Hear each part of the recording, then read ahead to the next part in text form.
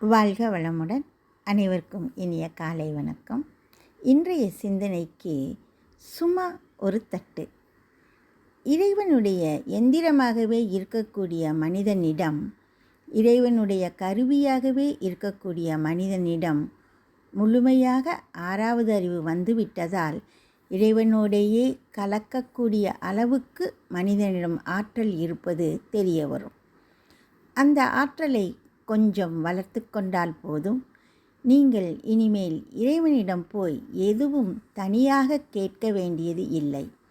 உங்களுடைய மனதின் அடித்தளத்தில் இறைவனே அமர்ந்திருக்கின்றான். அதை தெரிந்து கொள்ளாததுதான் உங்களுடைய தவறு. அந்த தவறுதான் அவனை மறைத்து கொண்டு இருக்கிறது.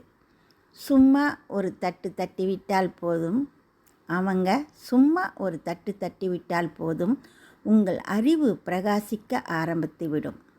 அப்படி தட்டிவிடும் வேளைதான் நான் என்ன செய்ய வேண்டும், என்னிடம் என்ன இருக்கிறது, அதை எந்த அளவு வேண்டுமோ அதை அந்த அளவு எப்படி பெருக்கிக் கொள்ள முடியும் என்ற ஊக்கம்.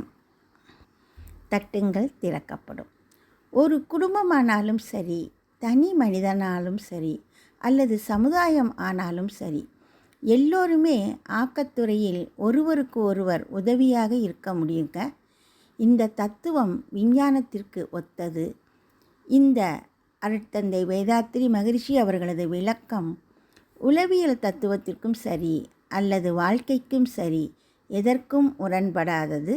உலகத்திலே இதுவரைக்கும் தோன்றி இயங்கிக் கொண்டிருக்கக்கூடிய எந்த மதத்திற்கும் அது முரண்பாடானது ஆகாது.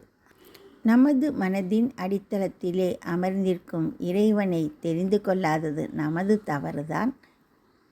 சும்மா ஒரு தட்டு தட்டிவிட்டால் போதும், நமது அறிவு பிரகாசிக்க ஆரம்பித்துவிடும். நன்றி. வாழ்க வளமுடன்.